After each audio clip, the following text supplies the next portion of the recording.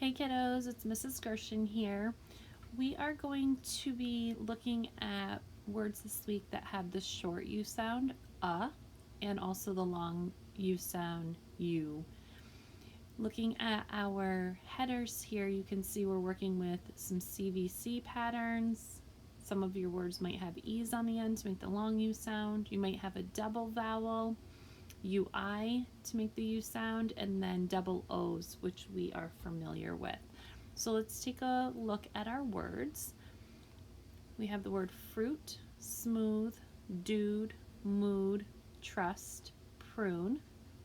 Then we have cube, crust, suit, skunk, bump, build, spoon.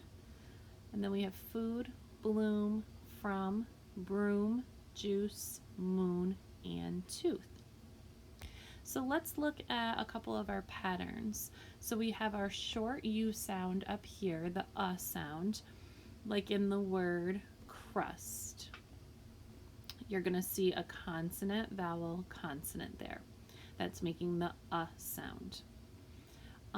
Then we have our long U sound that is CVC E. So U, consonant E, like in the word cube. We have consonant, vowel, consonant E. That's a short vowel, long vowel sound. The E is making it say its own name. Ooh, cube. Then we have the UI. That's also making the U say its own name, like in the word fruit. You have consonant, vowel, vowel, consonant. That's making the U say its own name. And finally, the one that we do know very well are our double O's. So again, you have consonant, vowel, vowel, consonant, but you have double O's, and that's making actually the U sound.